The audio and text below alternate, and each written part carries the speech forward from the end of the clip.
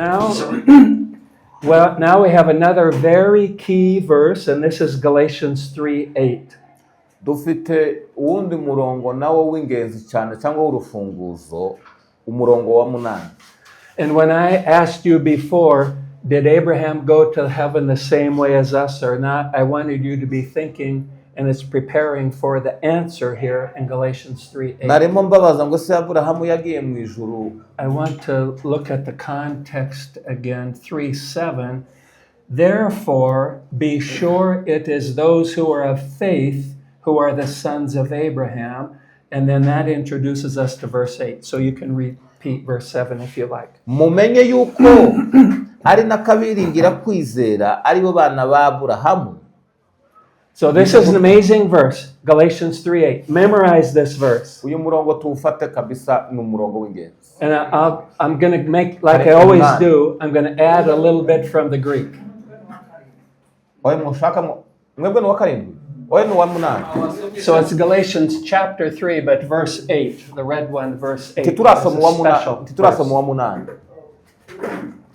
wa 8. Nari nsomye wa karindwi kugira ngo uze kutwinjiza muri wa 8. Okay, so I'm going to read this. This is NIV translation, but we're going to make some comments.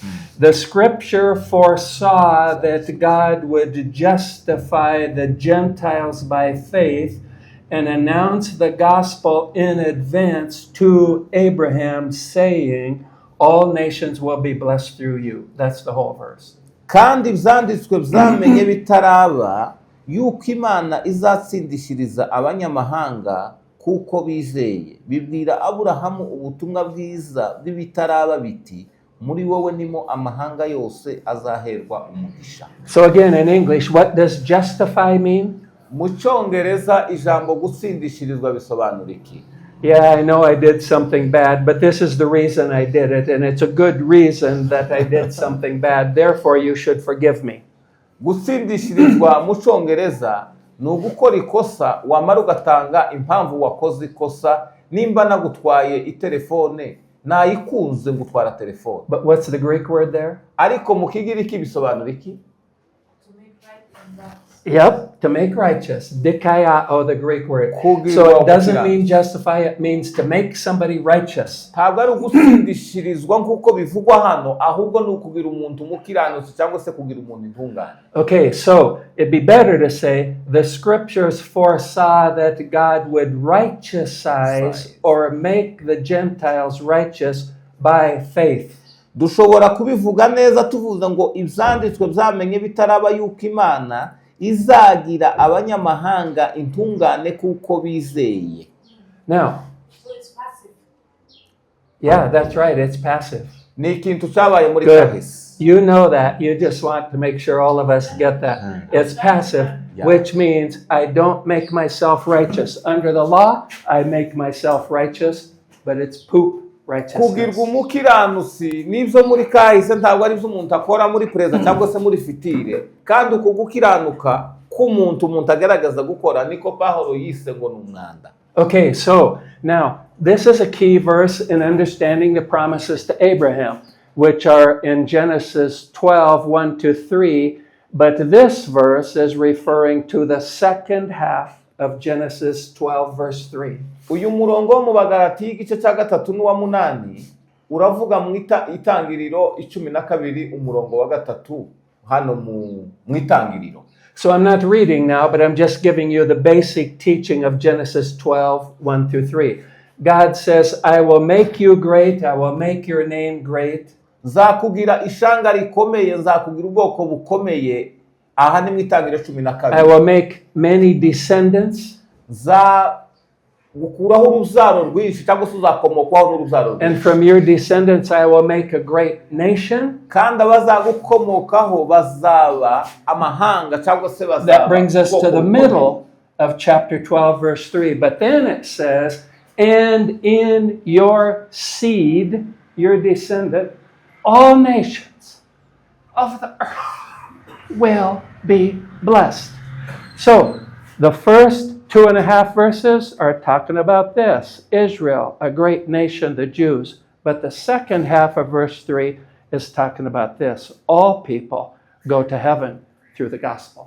noneho mu itangiriro 12 mu mirongo ibanza utarangera kuri 3 havuga ukuntu ishanga rya Isiraheli rizahabwa umugisha cyangwa se rizaba rikomeye. Aburahamu arabwirwa ngo mu ruzaro rwawe nimwo amahanga yose yo mu isi azaherwa umugisha. So Paul is using that promise to Abraham to say, you Jews, you missed the most important part. You thought this is all about Jews being famous people and a great nation. And that's true. But the most important you misunderstood. Abayuda bari barahushije ikintu gikomeye bita kuba ishanga rikomeye n'ubwoko bukomeye, ariko bakaza bahusha iri sezerano rya kabiri ryo kuzahabwa umugisha. Now, let me give the Greek word from this verse that is translated, he announced the gospel in advance. Let me give you the Greek word. Iri jambo mu Kigiriki rivuga ngo ivyanditswe ngo bibwira Aburahamu ubutumwa bwiza bw'ibitaraba. Iryo jambo turivuge ko rivuga mu Kigiriki. Okay? Pro-evangelizomai. Pro-evangelizomai. Are you picking up what that is really Ayo saying? magambo ko murayumva uko avuga. Pro-evangelizomai. Evangelismai. You see, evangelize and pro means before. So before the gospel came, God evangelized Abraham before the gospel really came. Ivyanditswe vyabwirije Aburahamu ubutumwa bwiza by'ibitaraba. Okay? Now, I don't know how the scriptures foresee, but it says the scriptures looked into the future and saw that. Well, what it means is the God who wrote the scriptures, who knows the future the same as the past, he put it in the Bible that it was going to happen this way. Havuga ngo ivyanditswe bibwira Aburahamu ubutumwa bwiza bw'ibitaraba, Imana kuko izi byose kandi ikabimenyera igihe cyose, kandi ariyo yanditse n'ivyanditswe. Ibyo vyanditswe vyabwiye Aburahamu ubutumwa bw'ibitaraba. So some translations say it this way. The scriptures foreseeing, then it says, God preached the gospel beforehand to Abraham, saying, in you all nations of the earth will be blessed. God preached the gospel beforehand, or the scriptures did. Ivyanditswe vyabwirije Aburahamu, zabwiye iyo nkuru nziza mbere y'igihe. Aho usomye mu ijambo ry'Imana bahita banabivuga, baravuga ngo ivyanditswe vyateganyije kandi ko n'abatari Abayahudi Imana izabagira intungane. Rya jambo ry'Ikigiriki twavuze ritari ugutsindishirizwa ahubwo ari ukugirwa umukiranutsi cyangwa se kugirwa intungane. So, how did Abraham go to heaven? By faith. What did he believe? He believed the gospel. Ni gute Aburahamu yagiye mu ijuru kubwo kwizera iki? Kwizera ubutumwa bwiza. 2,000 years before the cross, 4,000 years before now, the way somebody would go to heaven is the same way we do, believing the gospel of Jesus Christ. Uburyo bwo kuja mu ijuru ni bumwe mbere imyaka myinshi Yesu ko apfa ku musaraba. Uko bico gihe bagiye mu ijuru niko n'ubu nyine abaja mu ijuru baja mu ijuru kubwo kwizera, hatandukaniro rihari. Okay, so the gospel is Christ crucified. Did Abraham know that? Ubutumwa bwiza ni Kristo wabambwe. Ivyo Aburahamu yarabizi.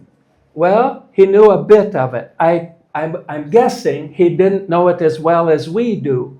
Ntabwo yarabizi ku rugero tubiziho twe uyu munsi, ariko yarazi bikeya. But Christ crucified. Jesus says almost the same thing in John 8:56. Let's go to that. Yesu yarabivuze muri Yohana igice cya 8:56. Okay? So Jesus is talking to the Jews who think because they're Jews, they've got an automatic way to heaven. And so he's talking about the father of the Jews, and he says, your father Abraham rejoiced to see my day. And he saw it and was glad.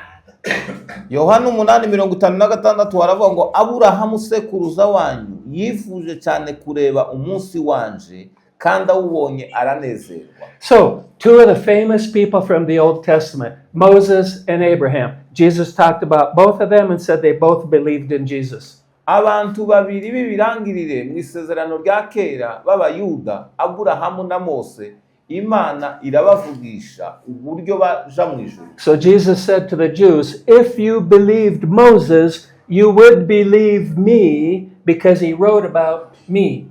Ngo iyo muza kuba mwemera Mose, muba mwaranyemeye nanje, kuko Mose ibyo yanditse n'ibyanje. So I don't know how much Abraham knew about the gospel, but there's two pretty big clues that he knew enough that it would get him to heaven. Sinzi uko bingana ibyo Aburahamu yarazi, ariko ibyo yarazi byari bihagije. Okay, so one is Genesis 12:3, which Galatians quotes and says that was the gospel. In you all the nations of the earth shall be blessed. That's the gospel. Ubutumwa bwiza ushobora kubona hano mu itangiriro 12:3 havuga ngo imiryango yose yo mu isi cyangwa se amahanga yo mu isi azaherwa umugisha muri wewe. Ubwo ni ubutumwa bwiza. And then also Genesis 22:8, and I want to read that verse now. This is the story of Abraham going up on the mountain to sacrifice his son Isaac. Aburahamu azamuka ku musozi aja gutamba umwana wiwe Isaka. Turabisanga mu itangiriro 22. So remember when Isaac and Abraham were climbing Mount Moriah, the same place the temple was built later? Isaac says, hey Dad, I see the knife and I see the wood and I see the fire, but where's the sacrifice? Aburahamu na Isaka bazamuka ku musozi baja gutamba igitambo. Isaka yaramuhindukiranyije aramubwira ngo ko mpaye mbona dufite inkwi n'umuriro ariko nta gitambo. Do you remember the answer that Abraham Muribuka gave? igisubizo Aburahamu yahaye Isaka. This is amazing. I see 4 things here. Ndabona ibintu bine yamushubije. Abraham says, God will, let me read the whole verse, then we'll look at the things.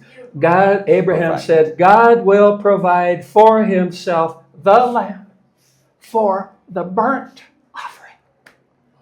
Aburahamu yashubije umwana aramubwira ngo mwana wanje, Imana iri bwironkere umwana w'intama w'igitambo cyo koswa. So Isaac might be thinking, I wonder if I'm the sacrifice. Isaka yari gutekereza ise ko yavuga ngo Imana iri bwironkere igitambo shobora kuba igitambo. The answer, Abraham says, God will provide. Imana iri bwironkere. And the verses that I've shared before, Felix asked me, and that's in Genesis 15. This is in Genesis 22. When God made the promise, God put Abraham asleep to make it clear. God is doing everything, and Abraham learned that. And so he says here, God will provide. No, yankuru twavuga ukuntu Aburahamu yamaze gushira za nyamaswa akazigaburamo kubiri, yamara akaryama agasinzira ntagira icyo akora, Imana ikabikora. Yari yariza aramenya ko nahangaha bazamuka umusozi baja gutamba igitambo, araba ngo Imana iri bwironkere. Yari yarakuye isomo muri biriya byambere. God will provide for himself.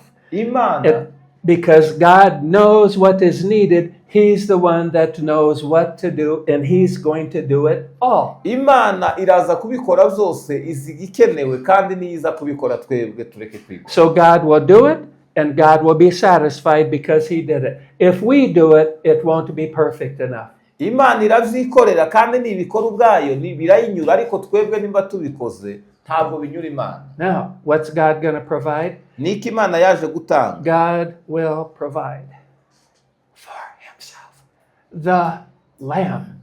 The lamb. Imana iri bwibonere umwana w'intama. John the Baptist, when he sees Jesus the first time, he says, look, there's God's lamb. Yohana umubatiza abonye Yesu aravuga ngo dore umwana w'intama. Now, you know the story in Genesis. They find an animal tied up in the bush. His horns are stuck in the bush, and they sacrifice that animal. Is that what Abraham's talking about here? No, it's a different animal. It's a different word. Hano Aburahamu yavuze ngo babonye umwana w'intama, ni wa wundi wabonetse avuye mu gihuru afunzwe. Okay, now, the last part of this. God will provide for himself the lamb, one certain lamb, for the burned offering. It doesn't just say a sacrifice, the burned offering. Why does it say that?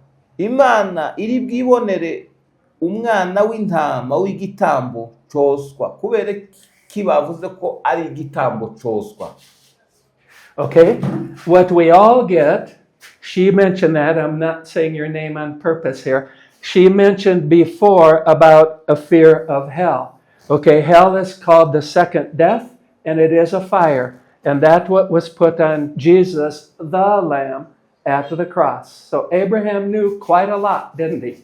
Ni ukuvuga ngo Aburahamu yari azi ibintu bihagije kubona uyu mwana w'intama w'igitambo cyoswa. Ni ukuvuga ngo hariya havugaga iki gitambo cyoswa ni Gehinomu. Iyi Gehinomu niyo Yesu yishizeho yacu twebwe twari guhana ayishiraho twebwe turayi. So we don't get the word gospel in the Old Testament, but what can be more clear gospel than this? God will provide for himself the lamb for the burnt offering. Ntibakoresheje ijambo ngo Imana iri buze kwirongera ngo bavuge wenda ko ubutumwa bwiza, ariko bavuga ko Imana iri bwirongere cyangwa se iri bubone igitambo gitambwa. And this is another of many proofs that in what we call Old and New Testament, you find the Old and New Covenant both in the Old Testament and in the New Testament, which is why you don't know if it's old or new by its location, but by the nature of the teaching. Kubona isezerano risha muri Bibiliya worisanga ahantu hari hose, worisanga mu isezerano rya kera cyangwa ukarisanga mu isezerano risha, ntabwo bijana n'impapuro wasomwe, ahubwo bijana n'ikiyaya kivugwa mu ijambo. Now let's read verse 9, and again I'm going to read it the way it's translated in this Bible, but there's a better way, and I'll explain that later.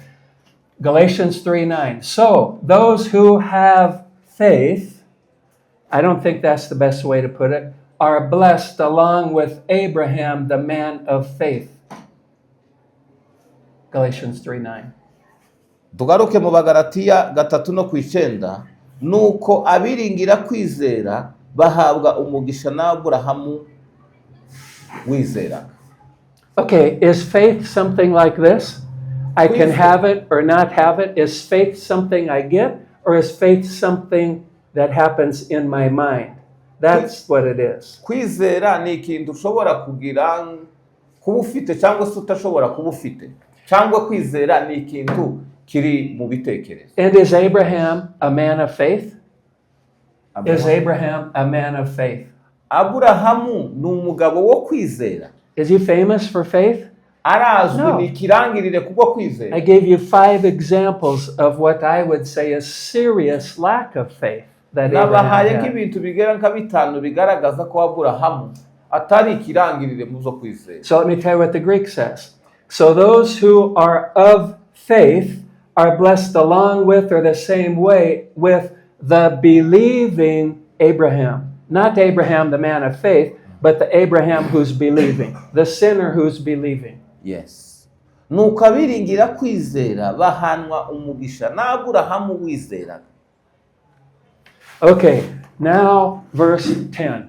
And that's almost more famous than verse 8. So I'm going to put that in a different color also. Uyu murongo wa 10 ushobora kuba wamama cyangwa se uzwi cyane gusumba uyu murongo wa 8. Galatians is an amazing book. And you've heard me say that about Hebrews, and you've heard me say that about a lot of books, but Galatians must be near the top of amazing books in the Bible. Muzamwumva nkunda kuvuga ibitabo byinshi by'ingenzi muri Bibiliya, Abaheburayo, ariko Abagalatiya bashobora kuza mu mwanya w'imbere nabo. It was already a verse of Galatians that she quoted that was key in her turning from the second largest religion in the world to the truth, which is the gospel. Mwabyumvise mu buhamya umurongo watumwe mushiki wacu yumva ubutumwa ava mu byo yizeraga bitari ukuri akaza akizera ubutumwa. Now, I'm going to read this verse as it is in a famous English translation, but again, I'm going to come back and make a few changes. Reka dusome uno murongo ariko turaza kugenda tuganiramwo amagambo amwe tunagenda tuyahindura. Okay, so Galatians 3:10. All, do you get that? All who rely on observing the law are under a curse. I'm going to stop right there in the middle. Did you get that? Abiringira imirimo itegetswe n'amategeko bose ni ibivume.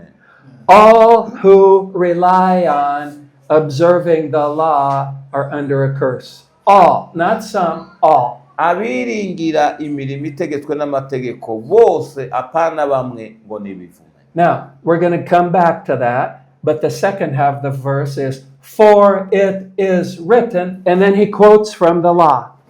Kuko vyanditswe dukomeje turaza kugaruka aho haruguru. For it is written, cursed is everyone who does not continue to do everything written in the book of the law. Kuko vyanditswe ngo havumwe umuntu wese udahirimbanira ivyanditswe mu gitabo c'amategeko byose ngo abikore. Okay, so let me go back and I think clarify from the Greek a couple points in this verse. Reka dusubire muri no mirongo tuyinjiremo neza. Okay, first of all, the Greek supports all and everything. All and everything. That's accurate from the Greek. It's not some, most, it is all and everything. All people who do not do everything written in the book of the law are under a curse. Hano tubigarutse mu magambo y'ikigiriki aha bavuga ngo abiringira imirimo itegetswe n'amategeko bose bavuze bose ntibavuze bamwe cyangwa ngo bavuge benshi, ahubwo abantu bose cyangwa se ibintu byose munsi y'umuvumo. So every once in a while here I mention this Greek word ek, from which we get English exit. It means to go out of something. Harimo ijambo ry'ikigiriki ngo ni ek cyangwa se gusohoka. Okay, when we're done, we go out of the door there. That is exit. So the Greek word here is ek, which says all of those who came out of law works. Everybody who comes out of law works. In other words, everybody who believes in and their life is based on law works, all of them, they get a curse. Abantu bose biringiye imirimo itegetswe n'amategeko nukuba ngo abo bantu bose nibivume. Do you see how serious that is? Icyo kintu ko murumva ko Everybody. Buri wese. It doesn't say the people who say they obey Moses' law, but they don't do that well, they are under curse. It says every person who has a belief in the works that Moses' law says to do or not do, every one of them is under a curse. Hagenda havuga ngo buri muntu wese ntiyakuramo ngo hatandukanye abantu ngo we yumvira amategeko cyangwa se undi ngo ntiyayumvira. Buri wese ari munsi y'umuvumo wiringira imirimo itegetswe n'amategeko. So when I'm doing evangelism and I ask people, how are you going to heaven or what made you a Christian, probably half of them talk about Moses' law. Iyo nkora ivugabutumwa nkabaza abantu muri iryo vugabutumwa ikizababasha hesha kuja mu ijuru baza bahita bambwira amategeko ya Mose. So then I ask, how much of Moses' law do you obey? Kababaza ngo ese mu mategeko ya Mose uzawumvira ngaho. And the normal answer is, nobody's perfect. Igisubizo bose baza bahuriraho bansubiza baza bango nta muntu numwe w'intungano baho. According to this, how much of Moses' law do you have to obey if you're thinking to get to heaven that way? Ukurikije ino mirongo turi gusoma na amategeko ngaho ugomba kumvira kugira ngo bashe kwemerwa cyangwa kuja mu ijuru. All. Ni yose. 100%. Yose 100%. Now, James, the half-brother of Jesus, says something similar. Who can quote that verse? Yakobo mwene se na Yesu hari amagambo yavuze mu rwandiko rwe rwa Yakobo cyangwa se mu gitabo cya Yakobo. 2:10. Yes. Yeah. James 2:10. What does it say? Avuga gute? If you break one law, you are guilty of all. Yep. So you have to obey 100%, otherwise you get 0. There's no 99.1% obedience or 99.9. It's either 100 or 0. Ugomba kuyumvira amategeko 100% nta kintu na kimwe kibuzemo nubwo wogeze ipurusa 99.9. And Paul is saying the same based on quoting the law. Pawulo karavuga cyo kimwe ashingiye ku mategeko. Cursed is everyone who does not always do everything written in the book of the law. havumwe umuntu wese udahirimbanira ivyanditswe mu gitabo c'amategeko byose ngo Now, who lives up to that? ninde ukora ibyo Nobody. cyangwa se ninde ukunda Nobody. So what Paul is saying here is absolutely nobody ever did or ever will go to heaven based on nta Moses' law. n'umwe ubasha kuja mu ijuru bishingiye ku mategeko ya Mose. And now, we've talked here about sometimes in the New Testament, it talks about the law or law, which means any kind of religious law. twavuze hano hejuru y'amategeko tuvuga amategeko aza kunda yotandukanye ukavuga ngo amategeko runaka cyangwa se amategeko yandi muri rusange. Now, people believed in religious laws before Moses brought this law down from the mountain. But I don't know a verse that says this, but I think it's clear. God used Moses to bring this law down, which is the most perfect of all religious laws of all time. God? So, there were religious laws before Moses' law. One of them was called the Code of Hammurabi from Nukuvuga ngo mbere Babylon. yuko abayuda bahabwa amategeko ya Mose bari bafite andi mategeko asanzwe ayo dushobora kwita ngo ni code za Hammurabi. It's human nature to believe that they're good enough. So whatever God the certain religion has, people say, well, God, if you just tell us what to do, we will do it. Ni kamere y'umuntu kushaka kumvira ibintu runaka kugira ngo abashe nyine kugera ku kintu. Abantu kubera iyo myumvire n'imiterere yabo bakaba bati uduhereza amategeko ayo ari yose tuzayumvira. So which law is Paul talking about here? Is he talking about any religious law? Is he talking about the Code of Hammurabi or Islamic Sharia law? Is he saying those laws won't get you to heaven? Ahangaha Pawulo havuga ngo havumwe umuntu wese udahirimbira gukora ibyanditswe mu gitabo cy'amategeko zose ngo abikore n'ayahe mategeko hayavugwa hano. No, this is crystal clear. He's talking about the best religious law that there ever was, the one that Jehovah himself gave on Mount Sinai to Moses. Karavuga amategeko Imana yahaye Mose. Cursed is everyone who does not continue doing everything written in the book of the law, a certain book and a certain law, which is Moses' law. Havumwe umuntu wese udahirimbanira ibyanditswe mu gitabo cy'amategeko ngo abikore aya ni amategeko ya Mose. And the Greek word for the book is biblion, from which we get our word Bible. Mu zindi ndimi bavuga ngo Biblian cyangwa se harimo ijambo rya Bibiliya.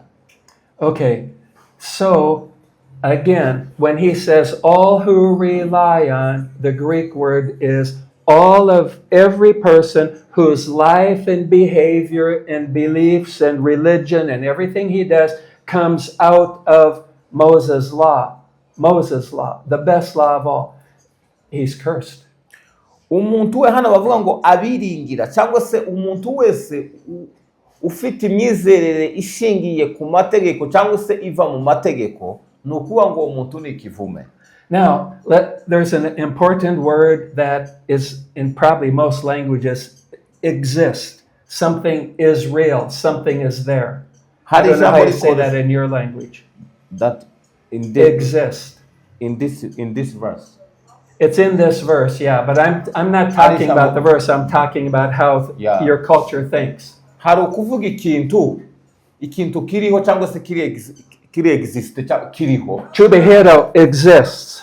Chubahiro ariho. Here's a man here whose name is Bozo. Okay, here's Bozo. Do you see? Shake hands with Bozo. No, Bozo doesn't exist. Chubahiro exists. How do you say that? He's real.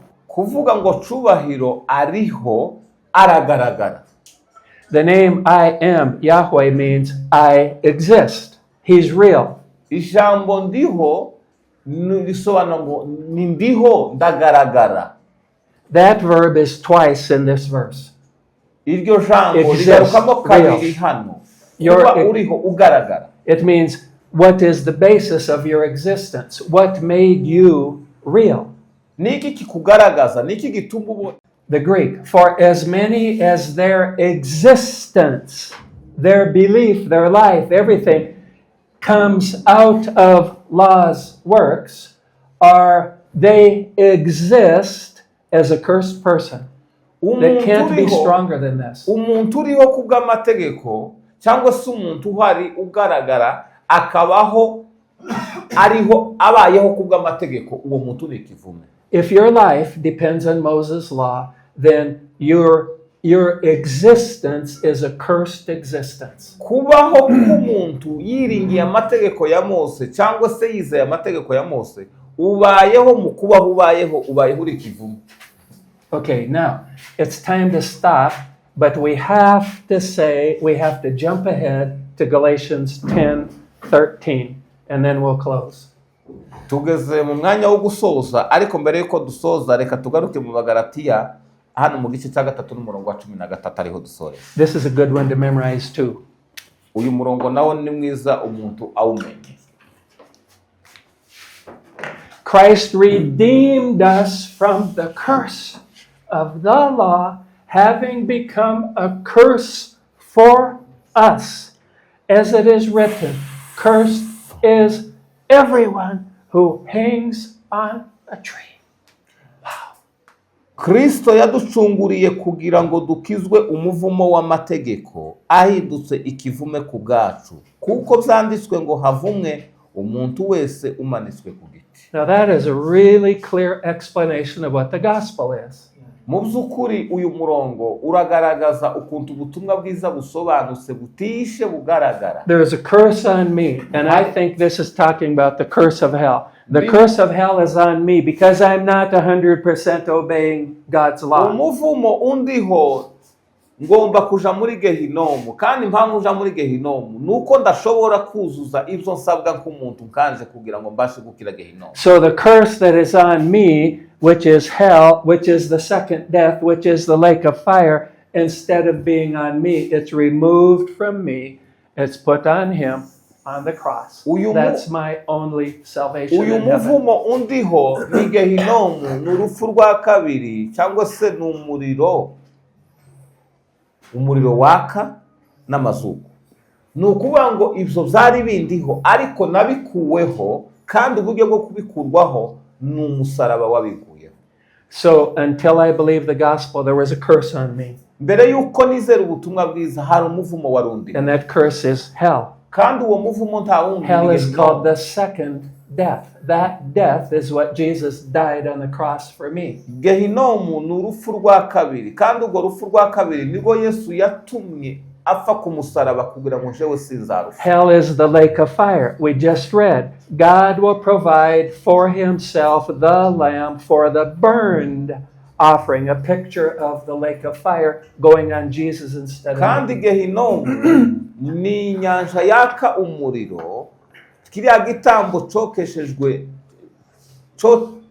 umubavu cyari igishushanyo cya Gehinomu twakuweho na Yesu ku musaraba kugira ngo twebwe turokoke iyo Gehinomu. So I am a pilot, and in 15 seconds it's 11 o'clock, which is quitting time.